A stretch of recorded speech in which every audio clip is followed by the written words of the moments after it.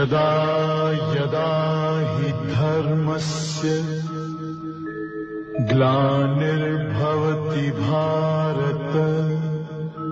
आज मैं एक मैसेज देना चाह रहा हूं। पिछले 3-4 दिन से मेरे हृदय में बड़ा कष्ट हो रहा है, और इतना कष्ट हो रहा है कि मैं आपको बयान नहीं कर सकता। मेरे को किसी ने कहा कि महाराज जी, मैं उसका नाम भी नहीं लूंगा, उस व्यक्ति का, मैं सिर्फ इतना कहूंगा कि उस व्यक्ति का नाम लेने भर से मुझे पाप लग जाएगा। आप सब जान रहे हैं मैं किसके संदर्भ में कहना चाह रहा हूं, आप सबको पता है। ऐसे व्यक्तियों का अपनी जुबान से नाम भी नहीं निकालना चाहिए। जिन व्यक्तियों को यही नहीं पता राम कौन है और कृष्ण कौन है। उस व्यक्ति ने कहा कि रोमियो एक से प्रेम करता था और कृष्ण अनेकों को छेड़ते थे। सुना तो पूरे भारत का अपमान हो गया। मेरा नहीं, पूरे भारत का अपमान हुआ। कानूनी कार्रवाई उस पर अभी तक नहीं हुई, वो उसको अरेस्ट नहीं किया गया।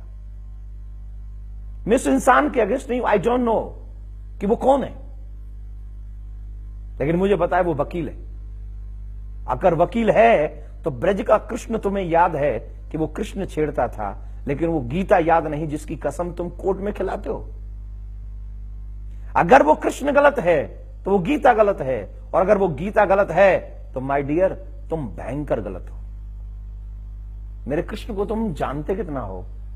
सबसे पहले मैं आपको बता दूं, अनेकों बार मैंने कथाओं में बताया है, वो कृष्ण जो हैं, जिस समय ब्रज में रहे मात्र 11 वर्ष 56 दिन के थे वो, जब ब्रज छोड़ के चले गए, और जिस समय की वो छेड़ने की बातें करते हैं उस समय मेरे कृष्ण की उम्र 4, 5, 6, 7, 8 साल की थी। और जब श्री कृष्ण 4, 5, 6, 7 और 8 साल की उम्र में किसी कन्या को पकड़ लेते हैं, हाथ पकड़ लेते हैं, अपनी से कई डबल, जो एज में डबल हैं उनको पकड़ते हैं, इसका मतलब आप छेड़ना कहते हैं? शायद आप भूल रहे हैं कि जब आप बच्चे थे तब आपने भी अपनी मां की साड़ी को पकड़ा होगा जब वो नहा के आई होंगी। आपने भी उसकी हाथ पकड़े होंगे जब वो कहीं जा रही होंगी। आपने भी कभी कभी हंसी में अपनी मां को चोटी मारी होगी जब वो तुम उनके साथ स्नेह कर रहे होगे। इसका मतलब आपने उस समय अपनी मां को छेड़ा था, अपनी बहन के पटके को पकड़ खींच लिया, इसका मतलब बहन को छेड़ दिया। जानते कितना हो कृष्ण को? शर्म आनी चाहिए भगवान श्री कृष्ण पर उंगली उठाने से पहले। अगर मुझे आजादी मिल जाती तो सच बता रहा हूं बहुत बड़ा अनर्थ हो जाता। भगवान श्री कृष्ण पर उंगली उठाते हो, इस देश में रहकर उंगली उठाते हो। डूब मरना चाहिए नाम कमाने के लिए, प्रचार पाने के लिए, कहीं और जा मरो। अगर तुम इतने ही ईमानदार, इतने ही वफादार हो तो जाओ किसी और धर्म पर उंगली उठाकर दिखाना। हम हिंदुओं पर उंगली उठाना बहुत आसान है, हिंदू धर्म पर उंगली उठाना बहुत आसान है। हमें तो कोई भी आकर सुना के चला जाता है और वारे हिंदुओं की दरियादिली सब कुछ सह लेते हैं। अब तो और की बात छोड़ो, हिंदू ही दरिंदे होते जा रहे हैं। अपने ही लोग अपनों को जाने बगैर उंगली उठा रहे हैं। इतने भी दरिंदे मत बनो कि किसी के सब्र का बांध टूट जाए। एक बात याद रखना, तुम तभी तक सुरक्षित हो जब तक हम राम बनने की कोशिश कर रहे हैं। जिस दिन हमने लक्ष्मण बनने की कोशिश कर ली, हिंदुस्तान में तुम जैसे लोग शायद ही सुरक्षित हो। शुक्रिया अदा करना इन भारतीयों का जो ये भारतीय राम बनने की कोशिश करते हैं, लक्ष्मण बनने की कोशिश नहीं करते। जिस दिन लक्ष्मण बनेंगे तो जैसे लक्ष्मण ने पूरी राक्षसी सेना का विनाश कर दिया था, वैसे ही ये लोग कैसे किसी भी उस व्यक्ति का विनाश कर सकते हैं जो भगवान श्री राम पर, भगवान श्री कृष्ण पर उंगली उठाते हैं।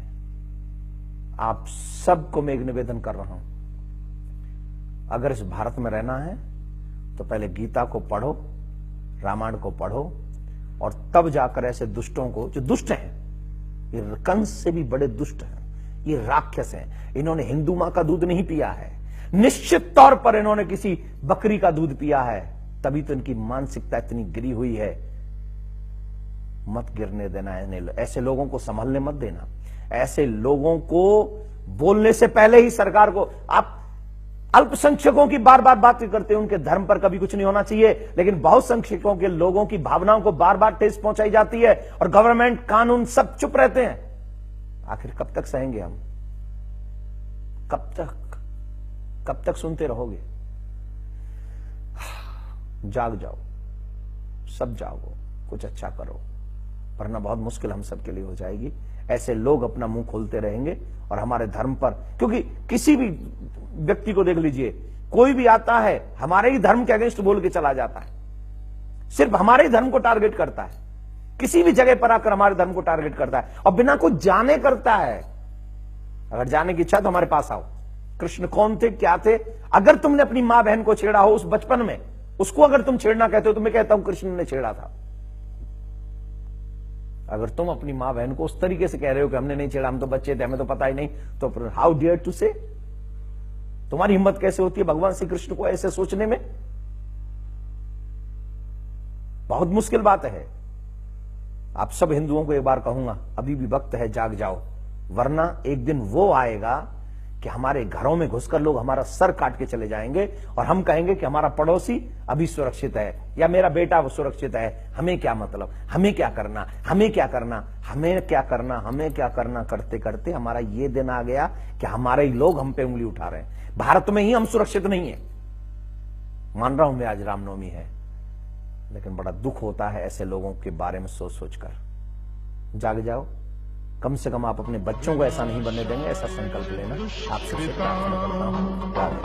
धर्म संस्थापनार्थाय संभव